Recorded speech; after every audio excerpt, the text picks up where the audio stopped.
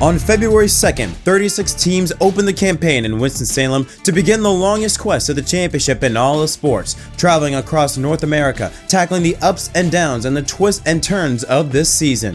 We have seen generational talent rise up, newcomers become contenders, and seasoned veterans still proving that this is still their yard. But for four drivers, their dreams will finally be realized. For a Hoosier native who has made the best out of his first opportunity at joining the giants of the sport. For a kid that started on a computer, continuing on the tradition of boring the number of a Wonder Boy legend. For a generational talent wanting to reclaim his crown as the best this sport has seen in a long time. And finally, for one that has gone through 20 years of trying and frustration, that nearing the end of his career wants the one trophy that matters most. Welcome to the final race of the 2025 NASCAR Cup Series season. Welcome to the championship race, live from the Phoenix Raceway in Avondale, Arizona. And today's episode of MDK Race Day is sponsored by COOFANDY Menswear. It is absolutely gorgeous weather for the first time in a long time, possibly, maybe ever. We will go through an entire season of NASCAR racing without a single threat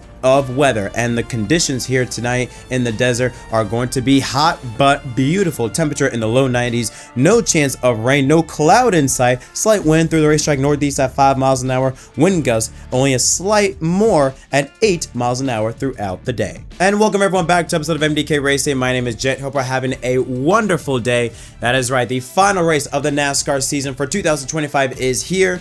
And by the end of 500 miles, we will know who will be crowned the 2025 NASCAR Cup Series champion. Four drivers, four completely different stories, completely different backgrounds, completely different avenues to get to here in Phoenix, but all under one common goal. Finish ahead of the other, and you are champion. And huge thank you once again to the people at COOFANDY for sponsoring today's episode of MDK Race Day to close out the 2025 campaign. They have been a great supporter of this channel for months now, for a while now. They've been a big long-term supporter of this channel. Again, if you want any form of clothing for any sort of occasion, whether it's race day, maybe for 2026, you want to catch up on some Christopher Bell JGR race day gear for next year, head over to COOFANDY.com and you can find that alongside different forms of outfits for weddings, for simple hangouts, or if you want to sleep in at home, whatever the case may be, COOFANDY has everything that you need to make you look good and keep your wallet happy. And make sure you head over to COOFANDY.com and use code JET25 to get 25% off your next order. Now, we look at this four championship contenders: William Byron, Kyle Larson, Denny Hamlin, and Chase Briscoe. We got a little glimpse of what we see out of these four drivers on Friday and Saturday with practice and qualifying. The best so far is 11 of Denny Hamlin, as Busch, the official beer of NASCAR and proud sponsor of the Busch Light Polo Award, given to the fastest driver at each NASCAR Cup Series event.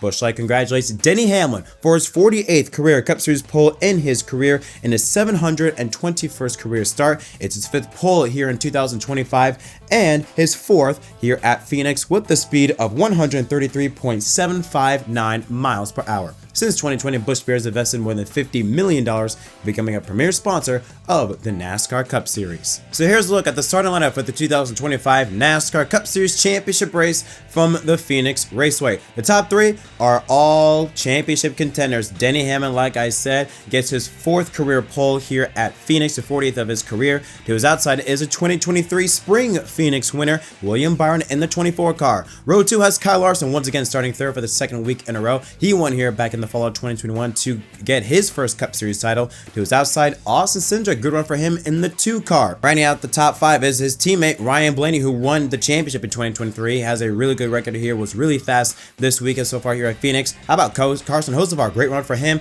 starting in the 6th position in that 77 Chevrolet. Row 7 has Josh Berry in the number 21 Ford. To his outside is Alex Bowman. A great run for those two drivers, starting in the 7th and 8th position. And right out the top 10 is more of the Blue Ovals, Chris Buescher, and the defending race winner, Joey Logano, in the 22. How about row 6? Kyle Busch, good run for that 11 car. And Chase Briscoe had an unconventional Friday. We'll talk about that a little bit later on. He's the deepest of the championship four in 12th. Row 7, for the final time, Trackhouse teammates Ross Chastain, who won here in 2023, and Daniel Suarez competing in his final race for Trackhouse in the 14th position. Row 8 has Eric Jones, the number 43 Toyota, in some new blue colors this weekend, and Ricky Stenhouse Jr. in the 47. Row 9 is Chase Elliott, who who won here back in 2020 to win his Cup Series title, and Noah Gragson in the 4 car. Round out the top 20 is Brad Keselowski in the 19, and Christopher Bell, who won here in the spring event in the 20th position for car number 20. Row 11 has Ryan Preece, the number 64, alongside Zane Smith in the 38. Row 12 has Bubba Wallace, number 23 Toyota, alongside his teammate at 2011, Tyler Reddick, in the 45 car. Potentially the final time in the 45 ride. We'll see how this lawsuit goes out, but he starts in the 24th position. Row 13, lucky row number 13, Ty Gibbs, the number 54 Toyota car,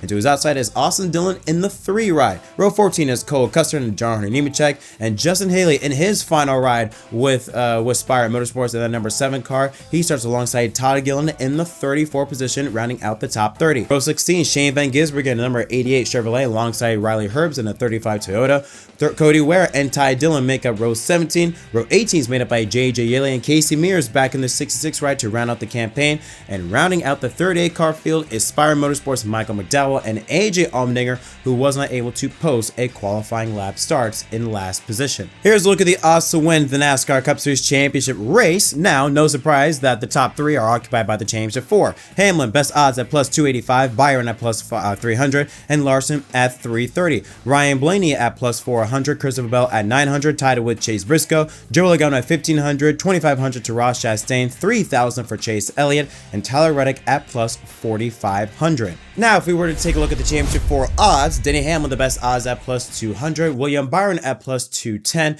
Kyle Larson 235, and the biggest odds, Chase Briscoe at plus 500. Now, as we take a look at the Championship 4, the storyline, of course, who is going to be the champion? With no Team Penske driver in the Championship 4, I think there is a high likelihood that we could see a driver win the championship, but not the race. But all of the Championship 4 have unique strengths in their own way. It is Hendrick versus Gibbs. Let's start off with the Hendrick side and William Byron. Now, William Byron is the only driver among the Championship 4 to have won at Phoenix in the next gen era, winning back in the spring, I should say, of 2023. Not only that, he has the second best average finish out of any driver at Phoenix in the next gen era with the 8.0. And if we take a look at his last 3 championship races at Phoenix, he finished 6th, 4th, and 3rd last fall. Extremely consistent. On top of that, he has the most amount of laps running in the top 5 at Phoenix at 1,618 laps. That is more than any of the other 3 drivers among the Championship 4. That tells you how consistent William Byron is here at Phoenix. However, you got to watch for his teammate Kyle Larson. He may not be the most consistent, but in my opinion, he's the most deadly. He has won here in the fall of 2021. He's the only champion among the Championship 4, so he's the only driver that has experience at Phoenix and capitalizing under pressure. Now, in my opinion, he was also the fastest out of all among in practice, especially in long practice speeds. He was 11th fastest in terms of the fastest lap, but was 2nd fastest in the 10-lap average and was among the best among all drivers as we get into the 10, 15, and 20-lap average. More than likely, Phoenix is going to be a race where we're going to see long green flag runs. And we saw what happened in yesterday's Xfinity race. More than likely, the driver that has the car in the long run is going to be the one that ends up in front. Now, like his teammate, William Byron, Larson also has a not too shabby record here at Phoenix in terms of the fall racing positions, finishing in the top 10 in the last 3 events, including 2 top 5s, a 4th, a 3rd, and a 9th. Now, let's take a look at the Joey Gibbs side of things. Of the Championship 4, the one I worried the most is Chase Briscoe. Now, Chase Briscoe had an unconventional practice session on Friday after having a flat tire. Definitely kind of affected in some way, shape, or form that number 19's plan for how to approach that one and only practice session. But again, his record is not the greatest, but to be fair, his time in the NASCAR Cup Series, he was in equipment that was nowhere near championship ready. He entered Stewart-Haas Racing in 2021 when they were on the decline. This is his first year in good equipment, and he has made the most out of it. Tell me, did anybody assume that Chase Briscoe would be in this position back in February? Hell, even when we got into the second half of the season by the Coke 600 when they got their first pole, I don't think anybody had the 19 car on their radar to make the Championship 4. But ever since the playoffs began, that 19 team has been on the money. And I believe they have been the most consistent car out of anybody since the playoffs began at Darlington. So while yes, he is starting the deepest among the Championship 4, doesn't have the best record, watch out for the 19 car and Chase Briscoe. They are on a different level this year. Specifically, Briscoe is on a different level. And finally, Denny Hamlin. Denny Hamlin is viewed as NASCAR's newest villain, but yet he's probably the most feel-good story if he were to be champion here today. Not to mention, with his father and the health concerns there, and Denny going on record saying that this is probably the last time he has a shot at winning the championship with his father still here. There's a lot of emotions, and there's a lot of people I think that would be happy and would accept Denny Hamlin winning that championship. He's gone through everything that he could have gone through in racing in this sport. 20 years he's been in the NASCAR Cup Series, 60-time winner, 3-time Daytona 500 champion. He has won everything you could possibly win outside the Brickyard 400 and the championship. And who knows, this could possibly be Denny's last chance at being a champion. He has the most experience out of any of the championship four being in the championship four. He's done this 5 times. This is his 5th appearance. 7th if you include 2006 and 2010 when he entered the final race with a legit shot, a mathematical shot at winning the title. So he has plenty of experience being in this position. He has a lot of experience falling on his face in this position. Now, unfortunately, in terms of his finishing positions at Phoenix, is not as good compared to the Hendrick drivers of Larson and Byron. 11th place and then 2 8th place finishes the last 3 years in the fall championship races at Phoenix. So his stats are shaky.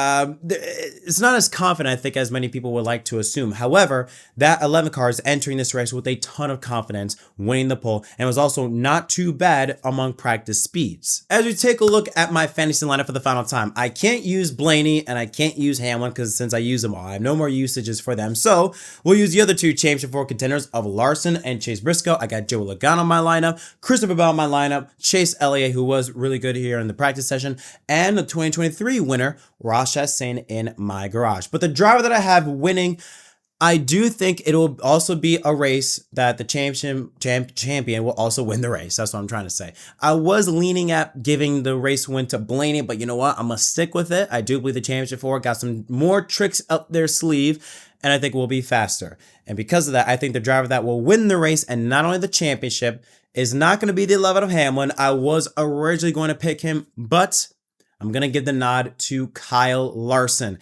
Kyle Larson, it's either he wins or he wrecks. And I feel like this is going to be a situation where that 5 car is going to be blazing fast in practice, fast in the long run, starting in 3rd position. I have Kyle Larson winning this race and most importantly, getting his 2nd Cup Series title. But what do you think is going to happen? Let me know in the comment section down below. As always, don't forget to leave a like and subscribe for more content. Until next time, my name is Jet from MDK. Thank you so much for watching. Enjoy the race, and we'll see you here later tonight for the final MDK Racing Victory Stop episode of the season.